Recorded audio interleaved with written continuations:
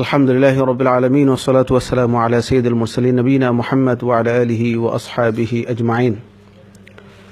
সারা বিশ্বের বাংলাদেশি বাংলা ভাষাভাষী ভাই ও বোনেরা সবাইকে আমরা মোবারকবাদ জানাচ্ছি, শুভেচ্ছা জানাচ্ছি আজকের এই গুরুত্বপূর্ণ একটি সাক্ষাৎকার শোনার জন্য, উপভোগ করার জন্য। যেই সাক্ষাৎকারটিতে আমাদের সাথে সঙ্গ দিবেন, আপনাদের বিভিন্ন বিষয়ে শেয়ার করবেন ডয়েচল্যান্ডের বড় একজন শেখ আব্দুল আজিম শেখকে আমরা হঠাৎ করে একটা প্রোগ্রামে ভিয়েনায় পেয়েছিলাম। ওনার কিছু নসিহাত আমাদের জন্য আমরা নেওয়াটাকে গুরুত্বপূর্ণ মনে করেছি। তো শেখকে আমরা তারহিব জানাবো, শুভেচ্ছা জানাবো আপনাদেরকে সালাম দেওয়ার জন্য। ورحب بكم شيخنا فضيلة الشيخ. ممكن شيخنا عرف نفسك في البداية ثم السلام عليكم ورحمة الله وبركاته. أخوكم في الله عبد العظيم كاموس، مغربي الجنسية ومغربي الأصل، ومقيم في ألمانيا منذ 20 سنة، وأعمل في حقل الدعوة إلى الله والدعوة إلى الخير. نسأل الله تعالى أن يستعملنا في ذلك. وأنا أرحب من هذا المنبر بإخواني وأخواتي البنغاليين والبنغاليات من الجالية الإسلامية هنا البنغالية في النمسا وفي أوروبا عامة، وأقول لهم نحن الحمد لله عندنا رابطة الحب في الله عز وجل الذي يجمعنا، ونحن نحبكم في الله وأرحب بكم خالص الترحاب. ما شاء الله بارك الله فيك. শেখ বলছেন যে তিনি মরক্কের, তিনি ডয়েচল্যান্ডে প্রায় 20 বছর ধরে আছেন। তো দাওয়াতের মাজালেই কাজ করছেন। সেখানে তিনি একটা মসজিদের ইমাম, খতিব, এরকম আপনারা যদি ইউটিউবে ওপেন করেন শেখের নাম দেখবেন অসংখ্য ওনার লেকচার আছে, বিভিন্ন টেলিভিশনের সাক্ষাৎকার আছে। আলহামদুলিল্লাহ আমরা দেখেছি তিনি যথেষ্ট অ্যাক্টিভ একজন শেখ।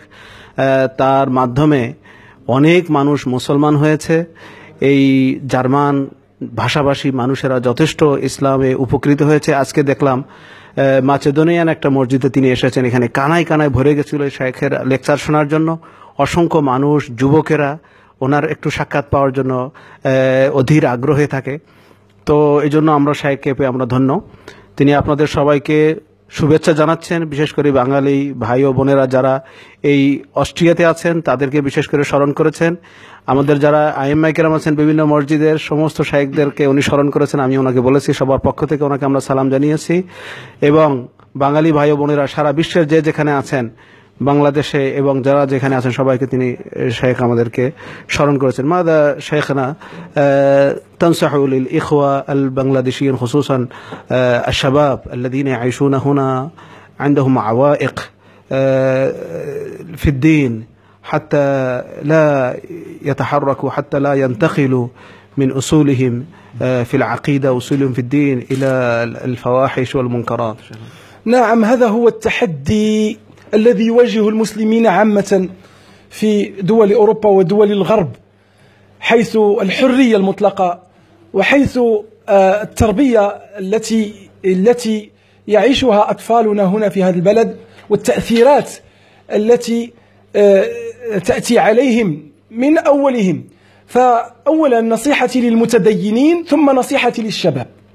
نصيحتي للإخوة البنغاليين المتدينين هنا في أوروبا، أقول لكم لقد جئتم أوروبا، وأوروبا ليست هي البنغلاديش، وليست هي باكستان، وليست هي المغرب، وليست هي السعودية. أوروبا هي شكل مغاير، أوروبا ملونة بألوان مختلفة تلاقت فيها ثقافات كثيرة، المسلمون فيهم من كل مشاربهم وكل مدارسهم، فتجد الأحناف والشافعية والأشاعرة والماتوريدية والسلفيين وأهل الظاهر والعقلانيين والصوفيين وغيرهم، وكل هذه المدارس تجدها في مدينة واحدة، تجد كل هذه الأطياف. فلذا ينبغي أن نتحرر من تلك الأفكار التي ورثناها هناك في بلدنا، وهي جائزة في بلدنا. وهنا ينبغي أن نسقط الأمور فكرنا الإسلامي على الواقع. فالتلون والتنوع والاختلاف الموجود بين المسلمين يجب أن يؤخذ بعين الاعتبار. فنصيحتي مثلا للمساجد البنغالية، لا تفرضوا شيئا على الناس، أنا أعطي مثالا.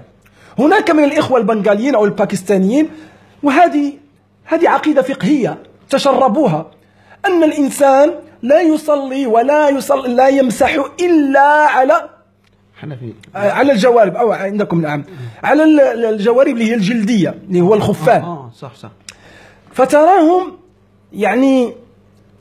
تجاه المخالف يعني كأنهم يعني ينزعجون، ليسوا مسلمين، يعني ينزعجون، وربما لا يصلي خلفه، وهذا إن دل على شيء فإنما يدل على تصلب وتعصب فقهي أبو حنيفة. الإمام أبو حنيفة رضي الله عنه هو أول البراء منه، يبرأ من هذا. صحيح.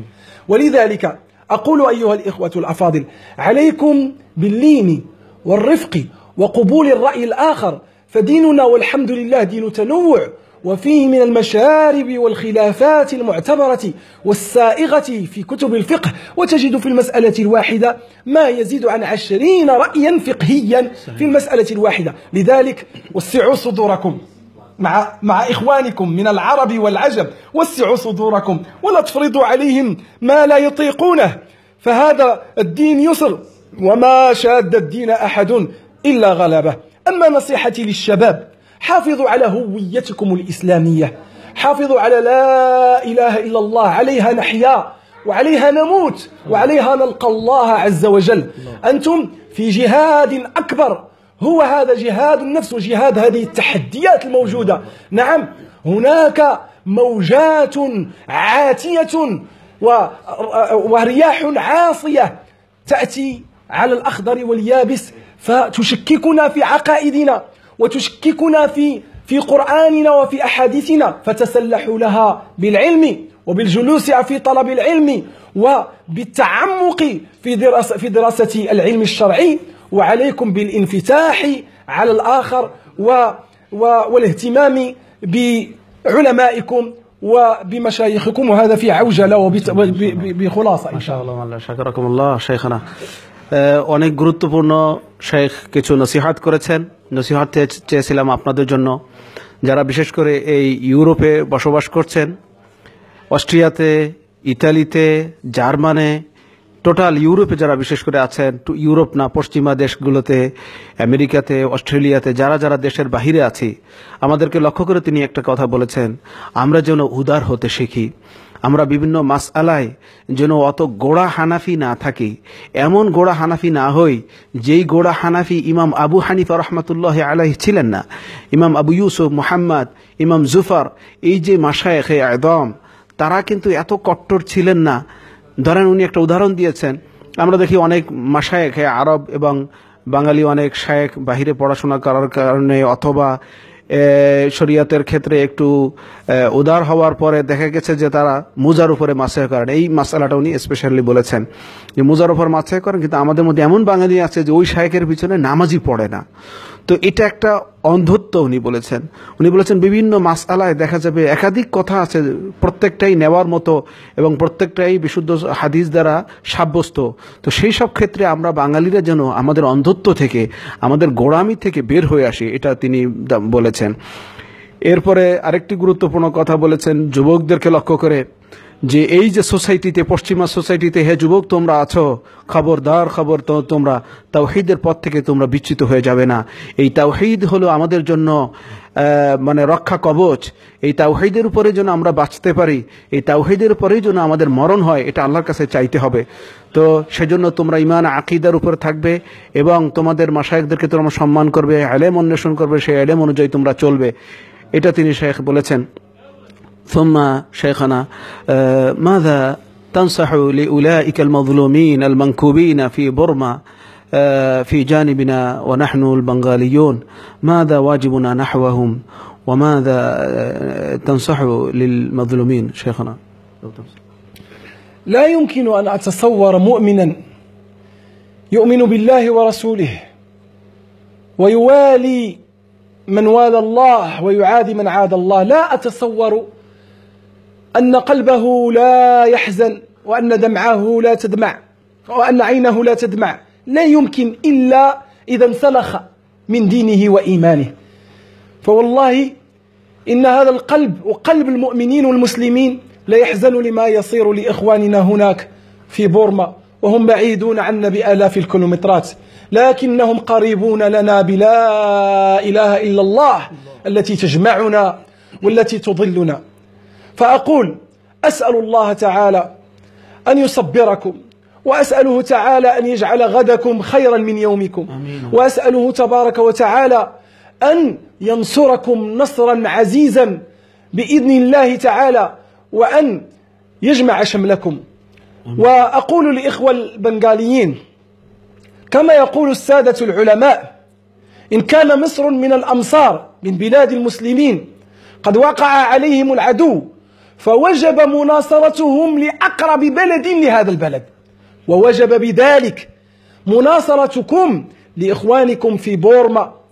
لإخوانكم في بورما كونوا أنصار الله، كونوا أنصارا لله وأنصار الله في قراءة كما قال الحواريون لعيسى: نحن أنصار الله، وانصروا الله ينصركم، وإن أحد من المشركين استجارك فأجره حتى يسمع كلام الله ثم أبلغه مامنه.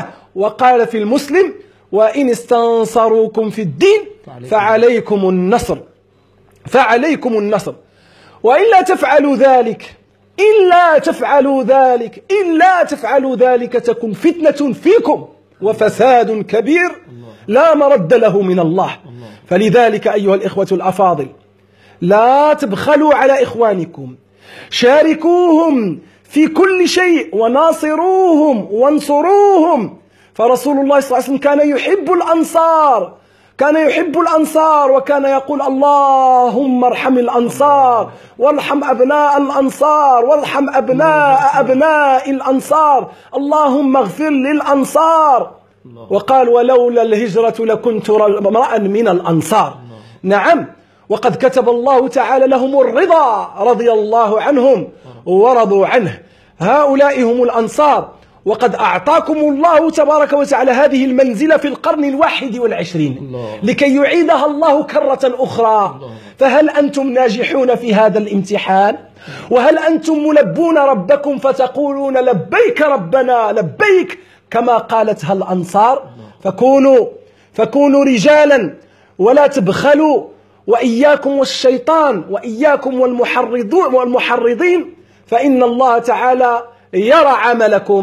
وقل اعملوا فسيرى الله عملكم ورسوله والمؤمنون، والله غالب على أمره ولكن أكثر الناس لا يعلمون। ما شاء الله। আলহামদুলিল্লাহ, সমস্ত বাঙালি ভাই ও বোনদেরকে লক্ষ্য করে, বিশেষ করে যারা বাংলাদেশে আছি আমরা, বাংলাদেশের সেই সমস্ত যারা দায়িত্বশীল বৃন্দ আছেন, সরকারি বেসরকারি বিভিন্ন নেতৃবৃন্দ আছেন, দায়িত্বশীল বৃন্দ আছেন, ওভারঅল সকল বাঙালি মুসলিম ভাই বোনকে লক্ষ্য করে বলছেন যে আজকে আপনাদেরকে একটা সুযোগ আল্লাহ রাব্বুল আলামিন দিয়েছেন, একটা অফার দিয়েছেন। সেই সুযোগ আর কিছু না, সেটা হলো সেই রাসূলুল্লাহ সাল্লাল্লাহু আলাইহি ওয়াসাল্লামের আনসার সাহাবীদের মতো এই 21 শতকে আবার আপনারা আনসার হতে পারেন। কাদের জন্য?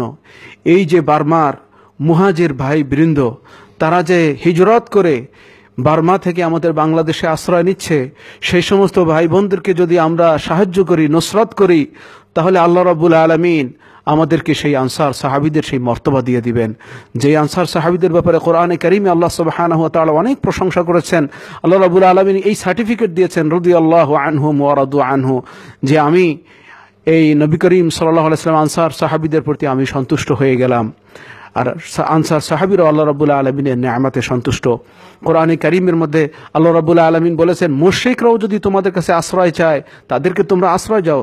সূরা তাওবার মধ্যে এসেছে, ওয়া ইন ইস্তানসারুকুম ফিদ-দীনি ফাআলাইকুমুন নাসর। এটা হলো মুমিনদের ব্যাপারে। মুমিনদের ব্যাপারে সূরা আনফালের মধ্যে আল্লাহ সুবহানাহু ওয়া তাআলা বলেছেন যে মুমিন ভাই বোনেরা তোমাদের যদি সাহায্য চায়, তোমাদের উপরে সাহায্য করা ফরজ হচ্ছে। হ্যাঁ, ওয়াজিবুন আলাইকুম ইল্লা তাফআলুহু তাকুন ফিতনাতুন ফিল আরদি ওয়া ফাসাদুন কাবীর। আর যদি তোমরা সাহায্য না করো, আল্লাহ সুবহানাহু ওয়া তাআলা কিন্তু একটা কঠিন একটা আল্লাহ সুবহানাহু ওয়া তাআলা ওয়ার্নিং দিয়েছেন, ওয়ার্নিং। সেটা হলো তোমাদের মধ্যে কিন্তু আল্লাহ রাব্বুল আলামিনের পক্ষ থেকে বড় বড় ফাসাদ চলে আসবে, ফিতনা চলে আসবে। যে কোনো সময় আল্লাহ রাব্বুল আলামিনের পক্ষ থেকে বালা চলে আসতে পারে তোমরা যদি তোমাদের সাহায্য করার এই দায়িত্ব না আদায় করো। তোমাদের উচিত হবে এই তোমাদের মানে হত দরিদ্র, সেই অনাথ দুস্থ, সেই সমস্ত আশ্রয় শরণার্থী মুসলমান যারা রোহিঙ্গার, তাদেরকে সাহায্য করা। আল্লাহ রাব্বুল আলামিন যেন আমাদেরকে সাহায্য করার তৌফিক দান করেন। শেখের এই নসিহাত যেন আমরা মানতে পারি, আল্লাহ তৌফিক দান করেন। সম্মানিত বন্ধুরা, আমরা সর্বশেষ শেখের কাছে বলবো, তিনি যদি আর কিছু আমাদেরকে বলতে চান। ওয়ামাযা তাকুলু শেখনা ফিল আখির দুআআন ওয়া দাওয়াতান লিল্লাহি সুবহানাহু ওয়া তাআলা ওয়া খিতাবান আখিরান লিজামিআ الإخوة البنغلاديشيين خصوصا لعلكم تتذكر أئمتنا هنا. أنا أرحبكم وأسلم عليكم من قبل إخواننا وزملائنا الذين يؤدون مسؤوليتهم الكبرى هنا في الجالية البنغلاديشية، أئمة المساجد شيخ فاروق المدني وشيخ عبد المتين الأزهري وشيخ غلام الرحمن الأزهري، وفي شيخ مؤمن الإسلام، وفي شيخنا شيخ محي الدين معصوم. من جميع الإخوة أسلم عليكم. بارك الله فيهم، وأسأل الله تعالى أن ينفع بهم الإسلام والمسلمين في هذه البلاد، وأسأله تعالى أن يستعملهم في الخير، وأن يكونوا منارات للعلم وللخير، وأن يكونوا دالين على الله، وأن يكونوا دعاة هادين مهديين لا ضالين ولا مضلين. وأسأل الله تعالى أن يرزقهم الإخلاص في القول والعمل، وأن يرزقهم التوفيق والسداد في أعمالهم، وأدعو لهم بالقبول، وأسأل الله تعالى أن يحفظهم ويفتح لهم أبواب وقلوب العباد من المسلمين وغير المسلمين. ما شاء الله. আলহামদুলিল্লাহ, শেখ অনেক দোয়া করেছেন আমাদের বাঙালি, বিশেষ করে বাঙালি ভাই ও বোন যারা এই অস্ট্রিয়াতে আছেন সবাইকে তিনি সালাম দিয়েছেন, সবাইকে মোবারকবাদ জানিয়েছেন, এবং যারা বাঙালি উলামায়ে কেরাম ইমামগণ আছেন বিভিন্ন মসজিদে সবাইকে স্মরণ করেছেন, আপনাদেরকে সালাম দিয়েছেন। আমিও আপনাদের পক্ষ থেকে শেখের কাছে আপনাদের সালাম দিয়েছি, এবং উনি কালকে সকালেই চলে যাবেন। যদি সময় থাকতো তাহলে আমি বলছিলাম যে আগামী দিন বাইতুল মামুর 20-এ মাহফিল ছিল, সেখানে তিনি শরীক হবেন, কিন্তু সময় নাই। সময় সুযোগ হলে ইনশাআল্লাহ আবারও শেখের সাথে সাক্ষাৎ হবে। شيخنا هل تريد شيخنا؟ نعم، أريد أن أختم ربما بدعوة لولاة الأمر في الحكومة البنغالية الموقرة الشقيقة. أسأل الله تعالى أن يحفظهم ويحفظ ولاة الأمر في هذه البلاد، ابتداء من الوزير إلى الرئيس والمرؤوس وكل رؤساء الجماعات ورؤساء المدن والأقاليم.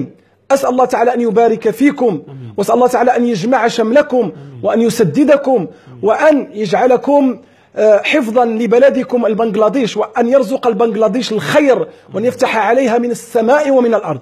فدعوتي إلى عندكم الرئيسة، نعم، السيدة الرئيسة الموقرة شيخة حسينة، حسن الله تعالى قلبها ووجهها في الدنيا والآخرة. أدعوها وأنا رجل ربما لا يعرفني أحد هناك، إلا أني أسأل الله تعالى أن يبلغ هذا الخطاب لأولئك هناك. أقول لكم جزاكم الله خيرا على ما عملتم لإخوانكم في بورما، وأنا أدعوكم للزيادة، زيدوا في الخير، ازدادوا، فالخير لا يقنع منه المؤمن. افتحوا على إخوانكم يفتح الله عليكم، أعينوهم يعنكم الله عز وجل، لا تبخلوا عليهم، وافتحوا لهم أبوابكم، وافتحوا لهم قلوبكم، والله تعالى ناصركم ومؤيدكم ولن يخيب رجاءكم. هذه دعوة خالصة مني إليكم، وأسأل الله تعالى أن يسدد أمركم في هذه الحكومة المباركة، وأن يسعد الشعب البنغالي، ويرزقكم الأمن والأمان والسلم والسلام، وأن يحفظكم من أهل الفتنة ومن أهل الإرهاب ومن المدمرين ومن أعداء السلم والسلام. اللهم آمين، اللهم آمين، اللهم آمين، ووفقكم الله. رؤساء العالم الإسلامي، أما رؤساء العالم الإسلامي خصيصا وهم يمثلون كذلك دولا في الأمم المتحدة، فهذا كذلك واجبه. ورب صوت خفيف بعيد قد يسمعه الله عز وجل في مكان بعيد، لعل الله تعالى يحمل هذا الصوت إلى آذانهم فأقول ألا فاتقوا الله في أهل بورما، الله الله في أهل بورما، الله الله في أهل بورما. ومن نسلهم شيخنا محمد أيوب رحمه الله. وهذا نسلهم الشيخ القارئ المقرئ